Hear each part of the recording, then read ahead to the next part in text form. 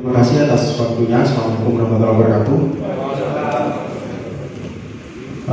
Mohon izin Pak yang terhormat pada seluruh bapak-bapak dan rekan-rekan yang media yang saya hormati.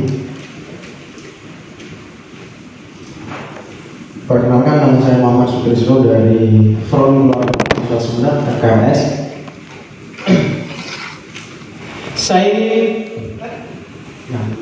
Saya ingin memulai diskusi kita dengan hasil diskusi saya dengan Bapak Yayak Nur Wahyudi, Kepala Bapeda. Kebetulan beliau adalah dosen saya di Fakultas Ilmu Sosial dan Politik Universitas Wiraraja. Dalam diskusi saya dengan Kepala Bapeda, saya sempat menanyakan tentang kesemrautan penataan tambak udang di Kabupaten Sumeneb. Jadi, tambak udang kita itu posisinya semraut, Pak. Dan ini bukan tambak-tambak ukuran kecil. Ini adalah tambak udang berukuran puluhan hektar, tapi penataannya sangat semraut. Ada tambak udang yang berdempetan dengan sawah, berdempetan dengan tambak garam. Ada tambak udang yang merupakan hasil alih fungsi lahan dari sawah. Ada tambak udang yang merupakan hasil alih fungsi lahan dari perkebunan. Ada tambak udang di sekitar areal pariwisata. Nah, pertanyaannya adalah, apakah ini memang sudah sesuai dengan RT RW Kabupaten Sumeneb? Kalau memang posisi tambak udang yang semraut ini sudah sesuai dengan RT RW Kabupaten Sumeneb, berarti kemungkinan RT RW kita memang semraut. Selamat datang Bapak dari Polres. Kalau tambak udang yang posisinya semraut seperti ini memang sesuai dengan RT RW, berarti kemungkinannya RT RW kita memang amburadul, Pak. Atau kalau memang ternyata tambak udang ini memang tidak sesuai dengan RT RW, maka pertanyaannya adalah kenapa kok diizinkan? Bapak Yaya pada kesempatan diskusi dengan saya kemarin menyatakan bahwa belum ada RDTR atau rencana detail tata ruang. Nah, saya kembali menanyakan, kalau memang belum ada RDTR, berarti Kabupaten Sumeneb belum siap membuka keran investasi untuk budidaya tambak udang. Kalau memang belum siap, kenapa dipaksakan? Ada apa di balik semua ini? Saya ingin memberikan beberapa contoh bahwa tambak udang kita, termasuk yang ukurannya besar, puluhan hektar, itu penuh dengan masalah, Pak, di bawah. Penuh dengan problem, terutama tentang problem pencemaran dan perusakan alam. Tambak udang yang sudah berizin saja itu banyak, Pak, melanggar aturan dan bahkan diduga kuat mencemari lingkungan. Saya kasih satu contoh, misalkan CV Madura Marina Lestari, tambak udang yang beroperasi di Desa Andulem, Kecamatan Gapura sejak tahun 2015. Di CV Madura Marina Lestari itu sudah 2 kali ditemukan pelanggaran IPAL, instalasi pengolahan air limbah, secara resmi oleh Dinas Lingkungan Hidup. Temuan pertama tahun 2017, DLH memberikan peringatan. Kemudian selang 3 tahun kemudian, 2020, DLH kembali menemukan temuan pelanggaran IPAL di tambak udang yang sama. Artinya, selama 3 tahun tambak udang itu tidak mengindahkan apa yang menjadi peringatan yang dilakukan oleh Dinas Lingkungan Hidup Kabupaten Sumeneb. Yang menjadi pertanyaan dan menjadi sangat aneh, meskipun selama 3 tahun rekomendasinya tidak diindahkan oleh perusahaan tambak udang, DLH tidak berani memberikan rekomendasi yang lebih tegas. DLH tidak berani memberikan sanksi yang lebih tegas. DLH pada temuan kedua itu masih berkutat pada peringatan tertulis saja. Ada apa dengan Dinas Lingkungan Hidup? Bahkan di tambak udang tersebut yang berlokasi di Desa Andulem, jelas-jelas melanggar batas sempadan pantai. Kita bisa lihat foto tambak udang tersebut jelas-jelas melanggar batas sempadan pantai. Bahwa antara tambak udang dengan laut, Pak, itu berdempetan, tidak ada jarak sama sekali.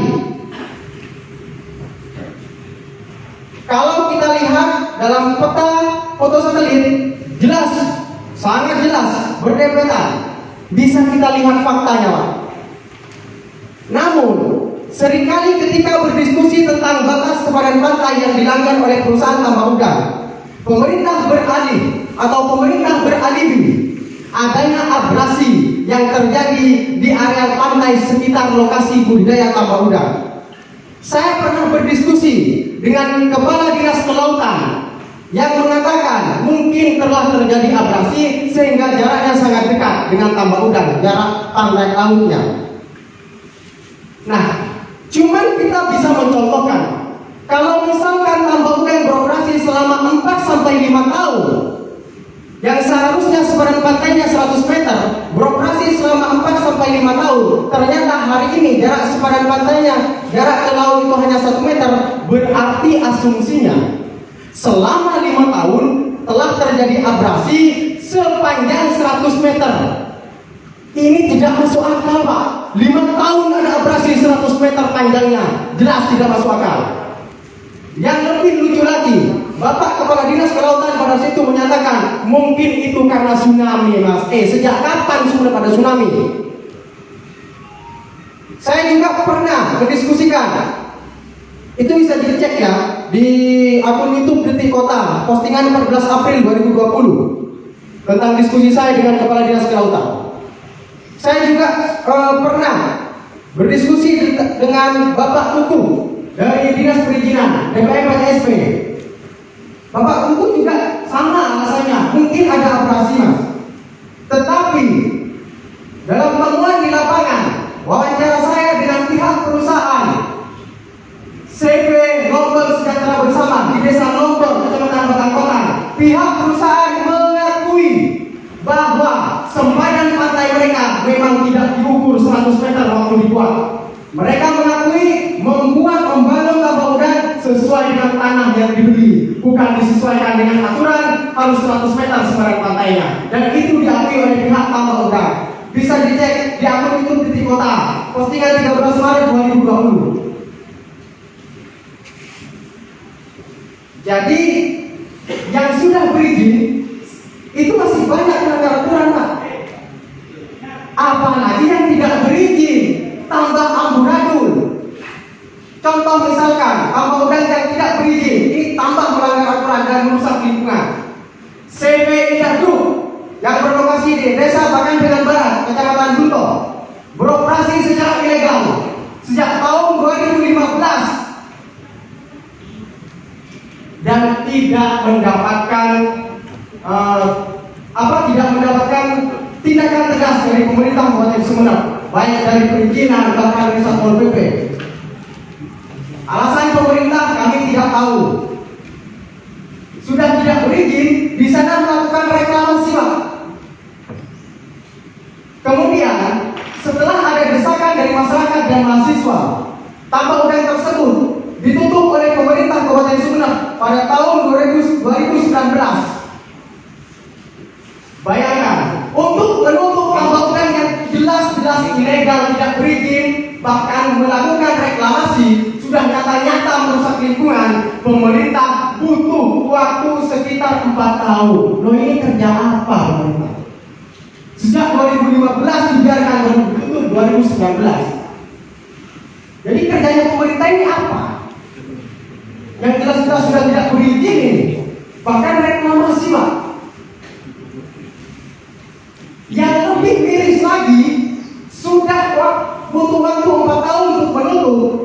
Penutupannya hanya dilakukan dengan pemasangan banner yang kemudian tidak ada bentuk pengawasan sebagai tindak lanjut dari penutupan tersebut. Terbukti penutupan itu tidak diindahkan oleh perusahaan tambang udang, dan hari ini perusahaan tambang udang di Desa Bakandengan Barat itu beroperasi kembali dan dibiarkan, lagi-lagi dibiarkan oleh pemerintah Kabupaten Sumeneb. Cek terakhir, teman-teman FMS ke sana, di sana beroperasi seperti biasa. Bisa dicek di YouTube TV Demonstran, postingan 11 Juni 2020. Dan saya punya gambar tentang reklamasi yang dilakukan. Jelas, Pak, ini laut dengan tambang udangnya.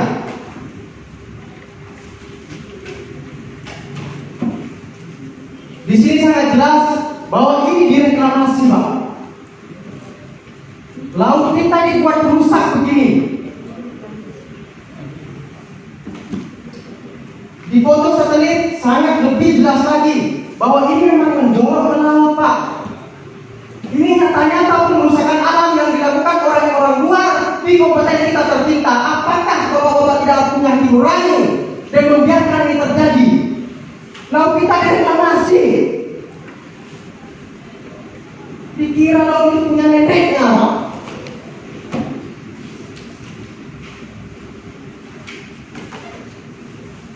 Bahkan di tengah polemik tambang udang yang terus berkepanjangan di Kabupaten Sumedang, pemerintah terus membiarkan pembangunan tambang udang baru. Yang itu artinya pemerintah terus menambah masalah baru, menambah persoalan baru. Saya kasih satu contoh, pembangunan tambang udang di Desa Badur, Kecamatan Batu Putih, baru dibangun. Ternyata berdasarkan sidang Komisi 3 DPRD Kabupaten Sumedang sudah ditemukan kejanggalan-kejanggalan. Tambang udang tersebut diduga melanggar batas kemadan pantai dan diduga melanggar RT/RW. Dan saya punya buktinya bahwa tambang udang tersebut melanggar batas kemadan pantai. Bukan hanya melanggar, tapi langsung dempet, Pak, dengan pantai, dempet dengan air laut, Pak. Bisa dilihat. Mungkin seandainya 2 tahun lagi ini ditanyakan, tambang udang yang di Bandung ini 2 tahun lagi ditanyakan, ini kok dempet dengan laut, sebaran pantainya seperti apa? Mungkin jawabannya adalah, oh itu dulu laut jauh di sana, sekarang sudah abrasi atau sekarang sudah tsunami. Yang sudah nyata-nyata ditemukan pada saat proses pembangunan seperti ini sudah tidak bisa mengelak lagi, Pak. Ini jelas-jelas pelanggaran. Dan lagi-lagi, meskipun ini sudah jelas-jelas pelanggaran, pemerintah Kabupaten Sumedang, tim perizinan Kabupaten Sumedang, lintas OPD tidak berani berbuat apa-apa. Maka pertanyaan besar dari kami, mahasiswa, wakili masyarakat Kabupaten Sumedang, sampai kapan pengerusakan alam ini akan dibiarkan oleh pemerintah? Sampai kapan, Pak? Sampai kapan kita akan menutup mata atas pengerusakan lingkungan ini? Maka dengan segala hormat saya kepada pihak pemerintah, khususnya tim perizinan Kabupaten Sumedang, saya meminta semua tambang udang yang sudah terlanjur beroperasi itu ditertibkan. Tambang udang dengan skala besar yang luasnya puluhan hektar miliknya perusahaan-perusahaan itu, silahkan diberikan sanksi setegas-tegasnya. Kalau memang tidak ada tidak ada ipalnya, suruh mereka menangkap ipal. Kalau memang melanggar sebaran pantai, tertibkan. Tutup yang melanggar sebaran pantai, yang tidak melanggar silahkan dilanjutkan. Kalau tidak mau, sanksi setegas-tegasnya, cabut izinnya. Saya menantang keberanian pemerintah untuk bersikap tegas dan membuktikan kecintaannya terhadap Kabupaten Sumedang. Kalau tambang udang itu berupa tambang udang berukuran kecil, miliknya masyarakat lokal misalkan, mungkin mereka tidak tahu aturannya, maka tetap menjadi tanggung jawab pemerintah Kabupaten Sumedang untuk melakukan pembinaan kepada masyarakat yang melakukan budidaya tambang udang dalam ukuran kecil. Selain itu, kami meminta kepada pemerintah Kabupaten Sumedang untuk menghentikan, menstop proses pengajuan izin tambang udang baru sebelum persoalan tambang udang yang lama ini selesai. Jadi yang baru mau mengajukan izin di stop dulu, disuruh sabar dulu, selesaikan persoalan-persoalan yang lama. Yang masih proses pembangunan suruh stop dulu, jangan dilanjutkan, Pak. Selesaikan persoalan-persoalan yang lama. Mumpung masih belum selesai pembangunannya. Karena nanti kalau sudah selesai pembangunannya, sudah budidaya, nanti alasannya, loh ini kan sudah modal besar, masa mau digusur? Balik lagi ke sana. Ayolah, kita sama-sama punya akal sehat, Pak. Rakyat tidak buta. Kinerja kalian dipantau terus oleh rakyat. Kalaupun rakyat di desa-desa tidak sempat memantau kinerja kalian, maka saya tegaskan, Front Keluarga Mahasiswa Islam, Front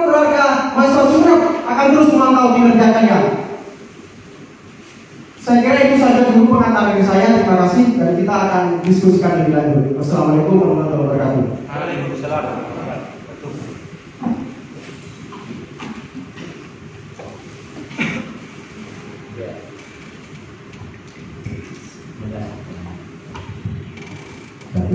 Terima kasih Pak.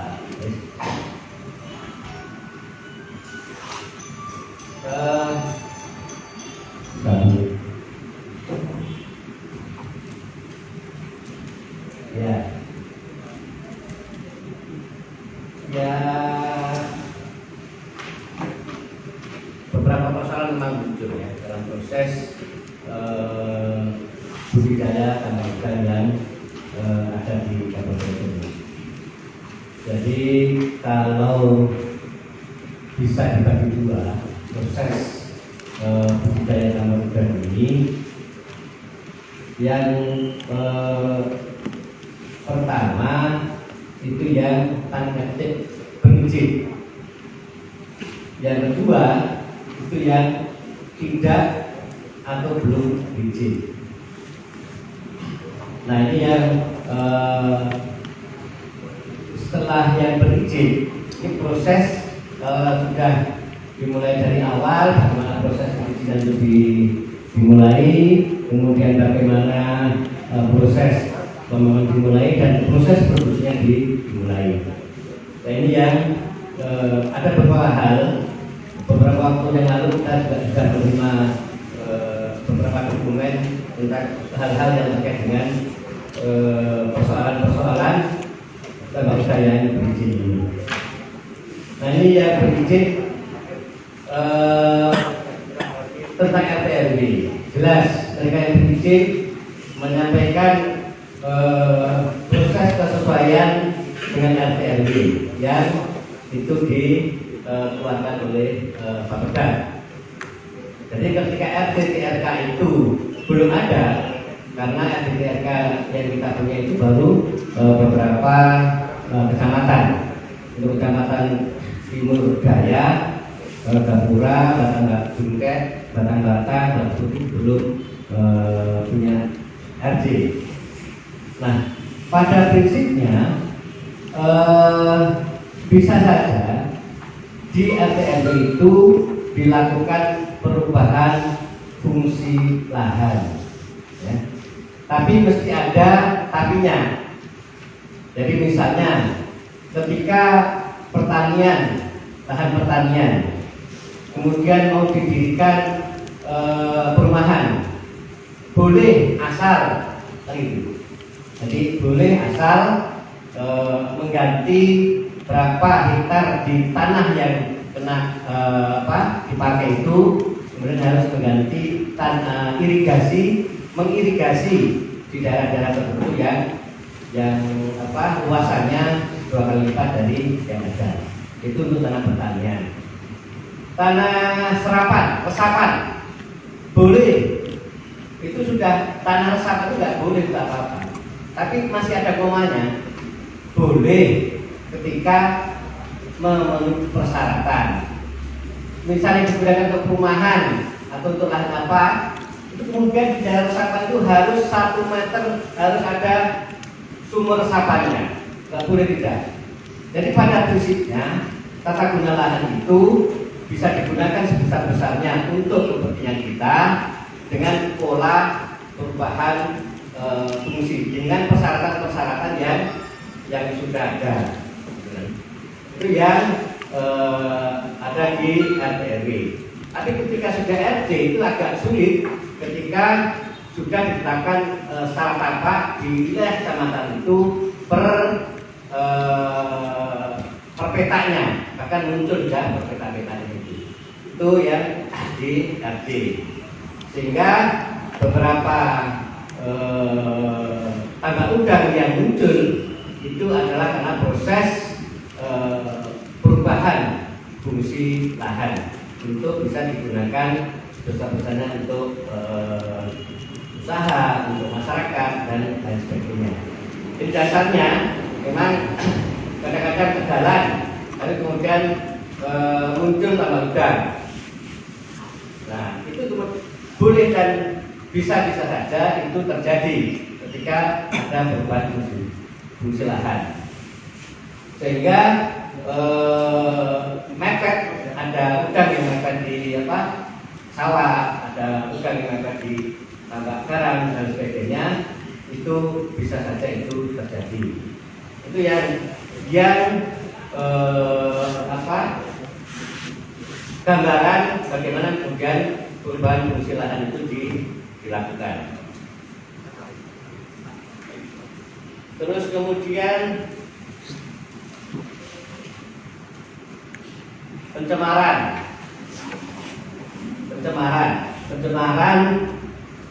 di sini memang sudah dilakukan oleh PLH, mulai dari peringatan di 2020 juga peringatan. Ya. Ini yang kemudian lebih dekat dari peringatan apa nanti yang coba kita diskusikan dengan teman-teman PLH.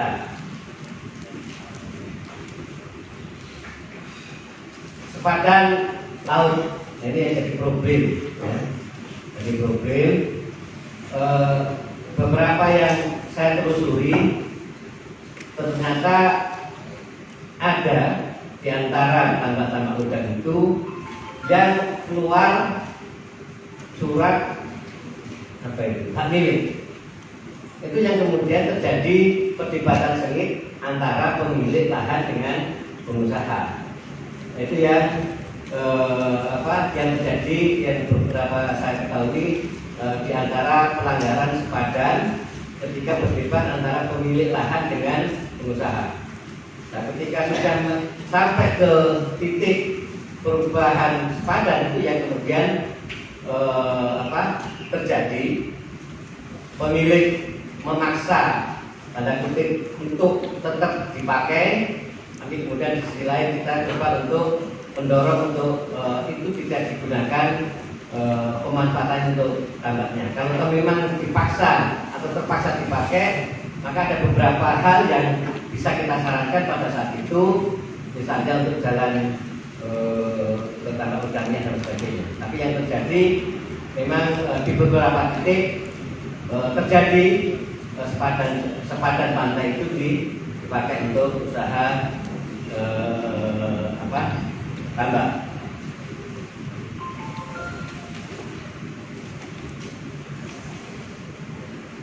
Tambak udang baru berarti harus ada penghentian sementara itu moratorium. Kita pertimbangkan lah kalau memang harus ada moratorium. Tapi kemudian izin yang sudah jalan, tambak yang sudah beroperasi itu kita coba untuk teliti, kemudian akan kita lakukan penataan untuk yang tambak yang sudah jalan itu, kemudian yang sudah berizin prosesnya kita jalankan. Yang izin baru mungkin kita bisa pertimbangkan untuk moratorium dulu sampai kemudian tertata, kemudian sampai ke hal yang lebih baik, bagaimana kemudian tambak udang itu dijalankan. Itu yang berizin. Kemudian yang tidak berizin itu justru hampir 60% sebenarnya yang terjadi. 60% ke 70%, karena petambak tanda kutip tradisional itu jumlahnya sekitar 400-an tak semua ini. Nah, ini yang memerlukan pembinaan.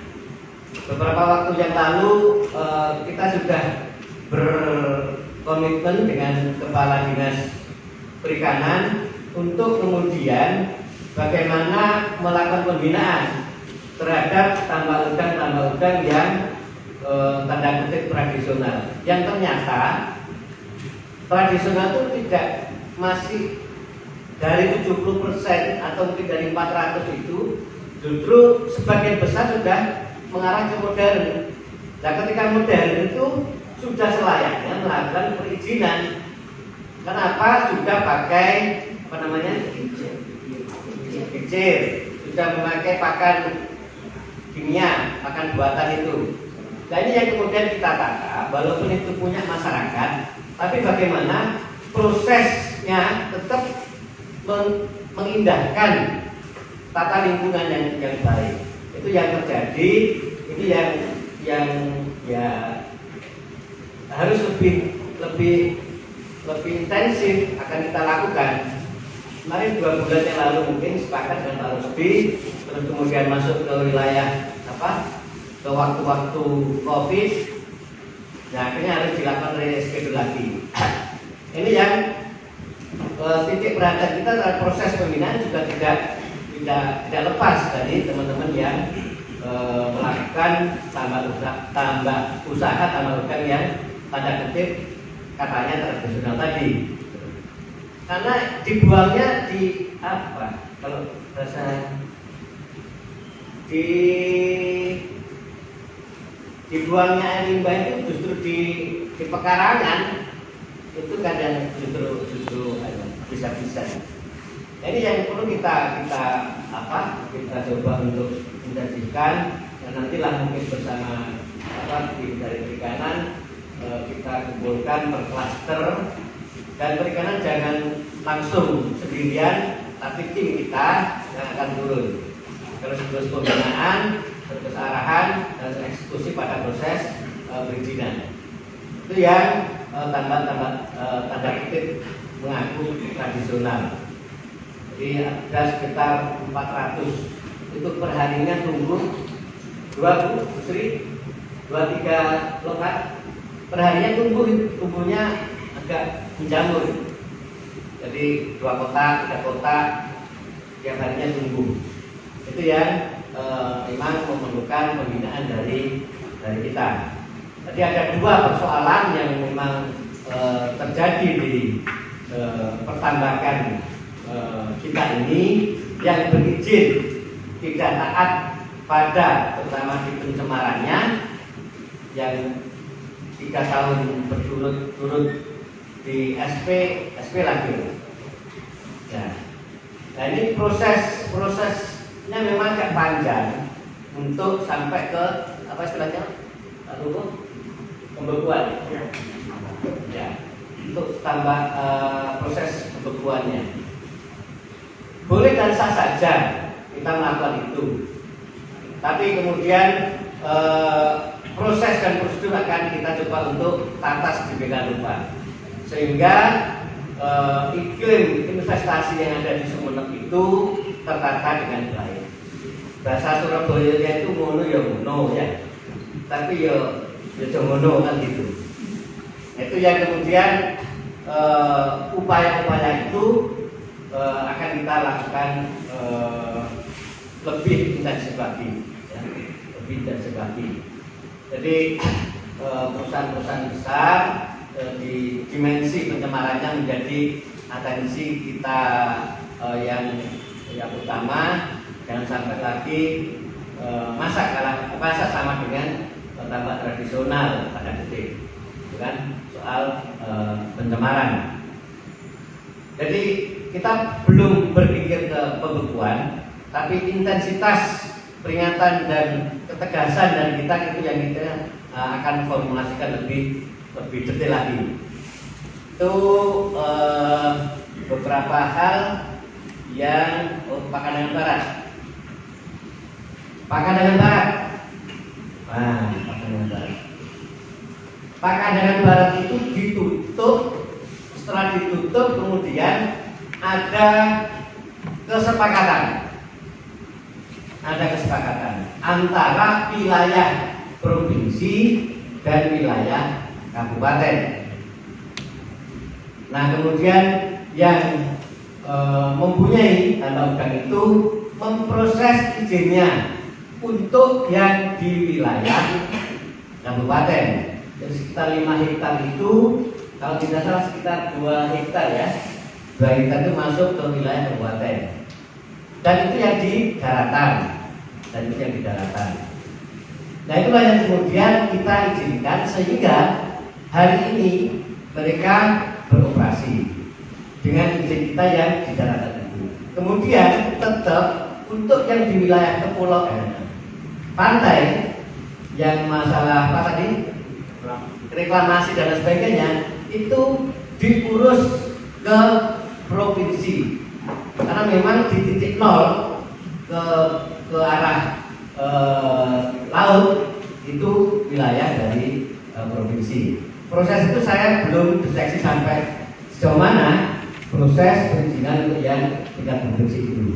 Untuk yang tingkat kabupaten sudah dikeluarkan ya. Untuk yang tingkat kabupaten sudah dikeluarkan. Jadi ada dua proses perizinan di Bakaran Barat, ada di darat dan ada di laut. Saya kira itu penjelasannya. Ada tambahan itu atau kita lewat dulu ke teman-teman? Ya, please. Ya. Terima kasih Pak atas waktunya. Terima kasih juga atas jawabannya. Saya ingin menanggapi beberapa poin Pak tentang pengusaha punya surat atau bukti kepemilikan lahan di area sebelah pantai sehingga pantai kemudian dimanfaatkan menjadi lokasi tambang udang. Kita tidak hanya berbicara tentang kepemilikan, kita sedang berbicara tentang aturan dan kita sedang berbicara tentang penyelamatan alam kita. Kalau kemudian lahan-lahan di pinggir pantai itu dari dulu itu memang sudah ada yang punya Pak. Ada yang punya masyarakat itu banyak. Kemudian dimanfaatkan untuk menanam jagung, dimanfaatkan untuk menanam cemara udang. Nah itu silakan. Tapi persoalannya ini untuk budidaya tambak udang.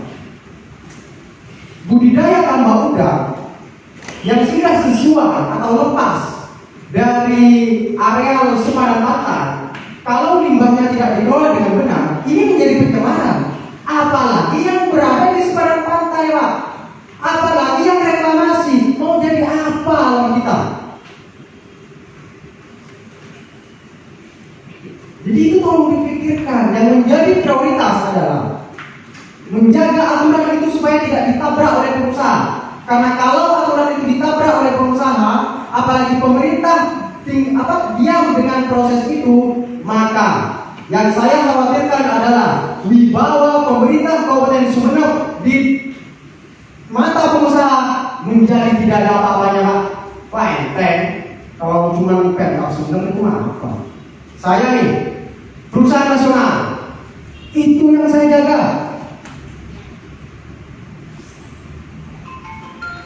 Karena ketika budaya itu terjadi, maka ke depan ini akan jadi besar. Mereka akan mengentengkan Pak, dan mereka akan semuanya sendiri merusak alam kita. Kemudian proses menuju penutupan itu panjang secara prosedural. Sepanjang apa? Apakah sampai alam kita hancur?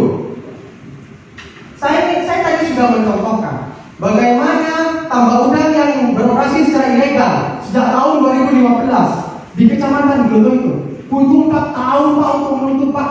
Ini sudah jelas-jelas ilegal, merusak lingkungan, melakukan reklamasi. Apa yang dikaji sepanjang 4 tahun Pak? Apakah memang dibiarkan?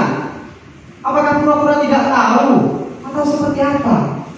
Ayo Pak, jangan bodohi masyarakat. Kalau seandainya izinnya ada, kemudian diduga melanggar, mungkin kajiannya panjang. Nah ini yang dipakai dengan barang ini jelas-jelas ilegal. Masa butuh kajian selama 4 tahun untuk memutuskan bahwa itu harus ditutup? Kemudian wilayah Pangandaran Barat itu tambak udangnya bisa dibilang terbagi menjadi 2, yang reklamasi dan yang non reklamasi. Yang reklamasi menjadi urusan provinsi, izinnya diproses hari ini. Yang bukan yang non reklamasi, izinnya sudah dikeluarkan. Apakah betul? Izin operasinya semua sudah dikeluarkan Bapak Ibu? Sudah betul? Saya pengen lihat izinnya. Dan saya ingin menanyakan, atas dasar apa pemerintah Kabupaten Sumeneb mengeluarkan izin tambang udang di Desa Pekanbaran Barat yang non reklamasi. Karena berdasarkan tinjauan kami, tambang udang tersebut yang non reklamasi diduga melanggar batas sepadan pantai. Jelas Pak? Kalau yang mendorong kalau itu reklamasi, kalau yang di tepi pantai berarti melanggar sepadan pantai. Belum kenapa kok diizinkan? Saya menanyakan itu. Kalau perlu kita cek ke lapangan kondisinya seperti apa, faktanya seperti apa.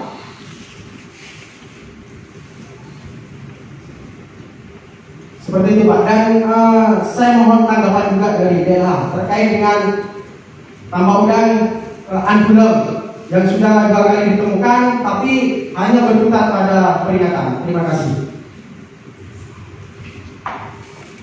Ya, terima kasih. Mungkin Pak Iwan sama Pak silakan.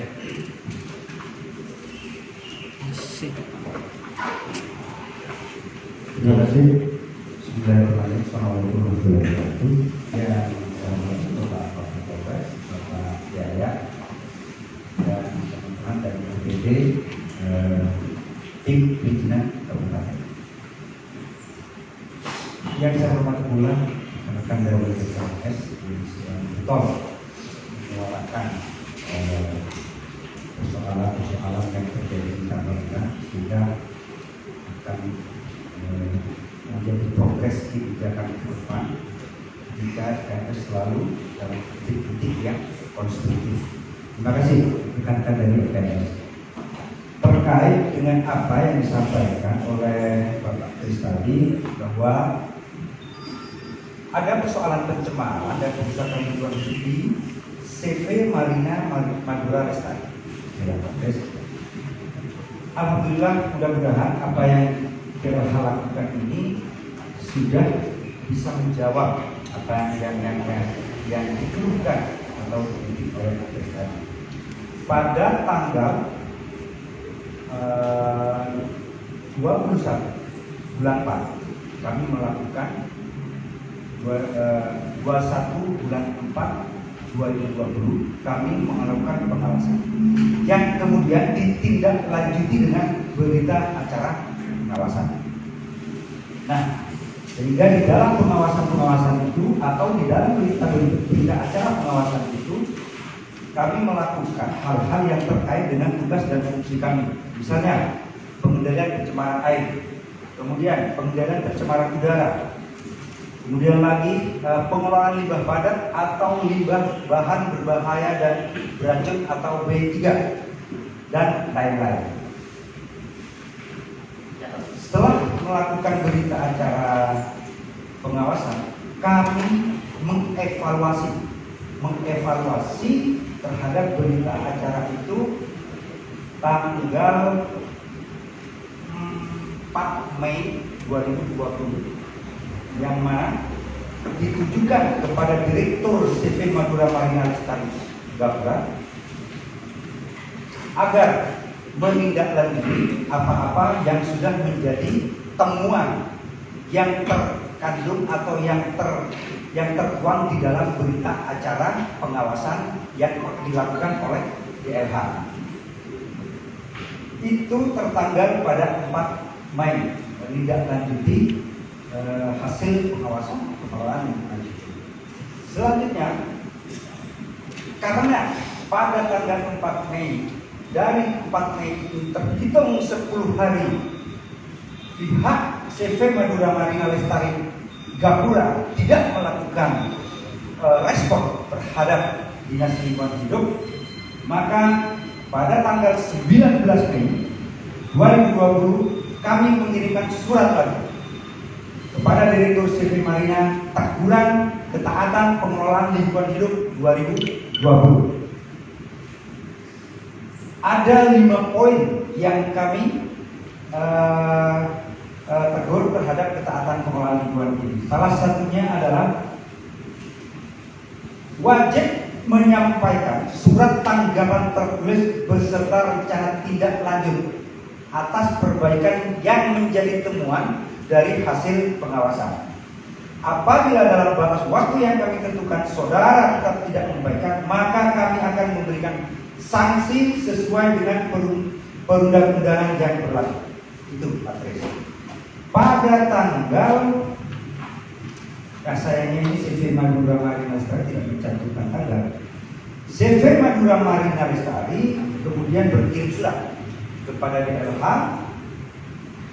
perihal nomor dari mulai nomor 001 garing CV FFL garing strip BLH garing 5 garing 2020 perihal tanggapan tertulis rencana tindak lanjut perbaikan.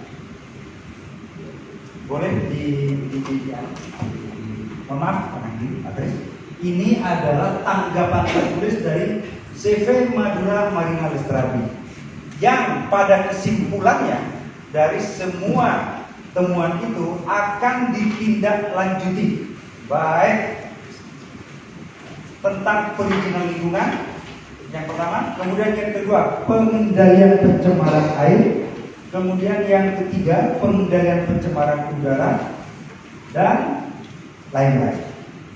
Kami dari DMA atas respon dari CV Madura Marina Lestari ini, salah satunya IPAL yang belum optimal. IPAL ada tapi tidak optimal, ya kan? Kami mengultimatum kepada CV Madura Marina Lestari agar 6 bulan setelah dilakukan surat teguran ini harus semuanya harus dilakukan. Artinya harus mengikuti saran dan tindakan yang sampaikan terhadap hasil berita acara pengawasan. Saya kira itu Bapak Pres. Terima kasih. Assalamualaikum warahmatullahi wabarakatuh.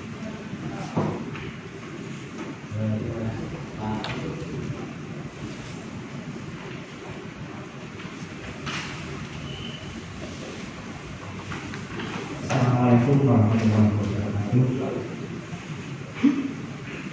Yang saya hormati Polres serta adik-adik sekalian, teman-teman PNS dan juga teman-teman pendidik lain yang tergabung di perizinan. Menanggapi apa yang disampaikan Mas Tris tadi, bahwasannya DPPTSP ini fungsinya memproses izin dari permohonan izin sampai terbitnya izin, itu pun sesuai dengan PP 24 tahun 2018 tentang online service admission, di mana setiap investasi yang ada di wilayah dimanapun di Indonesia ini boleh melakukan permohonan izin melalui sistem OSS. Dan pada tanggal 24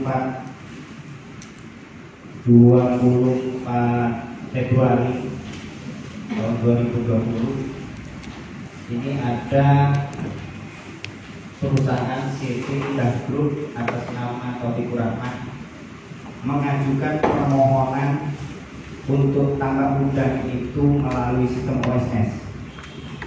Dan tugas kami di kabupaten ini adalah menindaklanjuti terhadap permohonan tersebut. Tentunya permohonan tersebut ada proses prosedur yang harus dilengkapi. Yang pertama, ketika dia sudah melakukan permohonan melalui OSS beserta dengan kelengkapan berkas yang harus dipenuhi dalam permohonan tersebut, maka dari aspek administrasi setelah kita kaji dengan tim itu sudah memenuhi syarat. Setelah itu tim mengkaji terkait dengan permohonan tersebut dengan aspek teknis. Aspek teknis ini menjadi kewenangan OPD teknis. Perizinan di sini bukan OPD teknis, hanya sebagai koordinator dalam proses perizinan. Tentunya OPD teknis yang menangani terkait dengan aspek-aspek tersebut itu melakukan pengkajian-pengkajian terhadap permohonan tersebut dikaitkan dengan regulasi yang ada, sehingga kami dari perizinan sudah mendapatkan aspek teknis atau rekomendasi tersebut dari UPD teknis, sehingga atas dasar tersebut kita sudah lakukan rapat koordinasi, kita sudah lakukan survei lapangan, dan pada prinsipnya dari hasil kajian tim tentunya ada berita acara rapat dan lain sebagainya. Pada prinsipnya tim menyetujui terhadap permohonan tersebut, sehingga kami dari DPPSP terhadap permohonan tersebut mengkaji lagi, sehingga kami mengeluarkan persetujuan tim terhadap permohonan yang dimaksud. Nah, dari kegiatan tersebut ada beberapa prasyarat yang harus dipenuhi, termasuk dokumen UKL-UPL. Dan alhamdulillah dokumen UKL-UPL setelah dibahas di UPD teknis itu sudah memenuhi persyaratan, dan kami mendapatkan rekomendasi. Selanjutnya, ketika ini sudah memenuhi persyaratan apa yang menjadi dasar kami untuk proses perizinan, itulah yang menjadi dasar perizinan untuk bisa memproses perizinan. Jadi semuanya berdasarkan mekanisme yang ada. Dan dari hasil kajian tim, pada prinsipnya pemerintah Kabupaten Sumeneb mengizinkan terhadap kegiatan usaha tersebut, dan usaha tersebut sudah mengantongi izin sampai hari ini. Mungkin itu yang perlu kami sampaikan. Terima kasih. Assalamualaikum warahmatullahi wabarakatuh.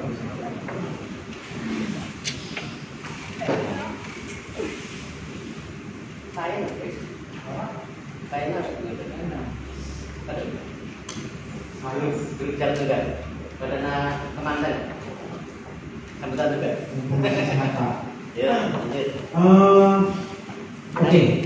Kalau kita mau berbicara tentang persyaratan teknis, yang mana BPM PTSP hanya menghimpun dari UPD terkait, maka saya ingin tetap fokus. Dia tidak lebar, dia tidak fokus. Saya ingin tetap fokus di tambah udang Sependa Group, Desa Pakandengan Barat, Kecamatan Buton. OPD teknis yang meninjau batas barat pantai siapa? Ayo bersuara di forum ini. Yang mengatakan di sana sudah sesuai batas barat pantainya, bersuara di forum ini. Yang pertama. Yang kedua, OPD teknis tentang pengolahan limbah. Ini kayaknya dia lain. Ayo juga bersuara di forum ini. Apakah Bapak tahu pengolahan limbahnya CV Indah Group di desa di Pakandengan Barat itu seperti apa? Saya melihat miris, Pak. Hanya mengorbankan satu petak yang itu pinggir airnya disingkirkan, kemudian dikasih tulisan kolam pengolahan limbah. Dikira kita orang goblok, Pak. Kita tahu juga, Pak, bagaimana aturan, bagaimana limbah itu dikelola dengan baik. Dan yang perlu juga diketahui, kolam tersebut itu merupakan kolam yang kebetulan reklamasi. Jadi seperti apa kok sampai itu DLH menyetujui bahwa di sana sudah sesuai limbahnya? Kalau memang DLH tidak menyetujui, kenapa kok izinnya keluar? Saya akan dengar, silahkan dijawab.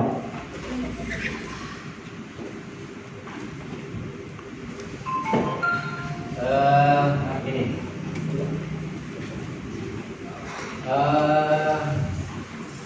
Coba dokumen-dokumen itu bisa kita elaborasi teman-teman mungkin bagaimana dokumen teknis itu boleh nggak? Ya, bagaimana? Ini kita elaborasi di mana? Di apa sih sebenarnya persyaratan teknis dan sebagainya? Iya, silakan. Katakan ini persyaratan teknis ada OPD teknis, Pak. Saya pengen, makanya dokumen itu nggak ada di sini, gitu kan? Nah kemudian mungkin perlu ke apa namanya, ke kumpulnya dokumen di Pak Tutu ya mungkin. Kita coba pelajari apa sebenarnya yang terjadi di dokumen-dokumen yang dari DLH, dari perikanan, sehingga lebih spesifik kajian dari teman-teman sekalian. Kita coba untuk buka dokumen-dokumen yang telah, dan apa yang kemudian berbunyi apa izin itu, sejauh mana izin itu kemudian bisa lebarnya yang diizinkan oleh kita. Kita coba lah mungkin Pak Kris bisa mengelaborasi itu. Kita tunggu. Dokumennya seperti apa? Dan siapa yang memberikan rekom soal sepadan pantai yang menyatakan bahwa di sana tidak melanggar sepadan pantai? Dan siapa yang memberikan rekom yang menyatakan bahwa limbahnya di sana sudah sesuai aturan? Saya sudah cek ke lokasi soalnya. Ya itu saya. Tidak, dokumen nggak ada. Kan dekat DPMPTS ya. Atau dinasnya Pak bersuara, siapa yang memberikan rekom itu? Ayo tanggung jawab semuanya. Biar saya tidak suzon dengan perizinan. Kan begitu Pak Hukum. Saya tanya dinas-dinas teknisnya yang apa akan lebih afdol ketika dokumen-dokumen itu ada, kita bisa disusunkan di mana kita posisinya, kita itu di sisi apa rekomendasinya, apa yang terjadi di lapangan, kan gitu artinya nanti lebih tertata lagi. Memang menjual ke presiden, pantat. dokumennya ambil di sini.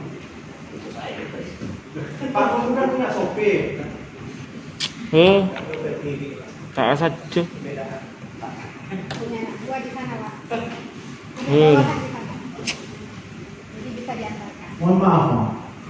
Artinya, ini yang saya maksud ketika pemerintah terus mengizinkan pembangunan tambang udara yang baru sama dengan menambah masalah baru. Persoalan tambang udara yang lama aja kita ruwetnya begini Pak mendiskusikan. Persoalan tambang udara yang nyata-nyata tidak berizin sejak 2015 butuh waktu 4 tahun untuk menutup Pak pemerintah. Masih aja diizinkan yang lain. Bahkan yang tidak mengurus izin itu diizinkan membangun. Nanti setelah bangunan selesai baru ngurus izin. Masih saja pemerintah sobaik terhadap penguasa. Saya paham Pak bagaimana Presiden Jokowi menginstruksikan permudah investasi. Iya, betul. Lapangan pekerjaan untuk masyarakat akan tercipta di sana. Iya, betul. Tapi bukan berarti mengorbankan kepentingan rakyat yang lebih utama, Pak. Bukan berarti mengorbankan alam kita yang akan rusak nanti. Ayolah, tidak usah main akal-akalan Pak, saya tahu semuanya. Bagaimana kumpromnya tambang udang di pengadilan saya tahu. Makanya saya kaget kalau sekarang DPR mengatakan di sana sudah keluar izinnya. Padahal baru kemarin, ya mungkin 2 minggu yang lalu ya rekan-rekan media, atau nggak sampai 1 bulan yang lalu kayaknya. Perizinan mengatakan saya tidak tahu kalau di sana beroperasi kembali karena izinnya belum final, masih proses. Ayolah, jangan main kucing-kucingan begini. Saya tidak bermaksud mempermalukan pemerintah Kabupaten Sumeneb. Saya justru ingin melindungi bapak-bapak dan ibu-ibu sekalian agar martabat pemerintah Kabupaten Sumeneb itu tinggi Pak di mata investor. Bukan seperti kacung Pak, yang meskipun sempadan pantai yang melanggar diizinkan lolos, penataannya semrawut lolos. Ayo saya tanyakan, CV Madura Benda Lestari di Desa Adbudel, sempadan pantai itu tidak ada Pak. Siapa yang bertanggung jawab? Mau bilang abrasi lagi, mau bilang tsunami lagi, ayo Pak.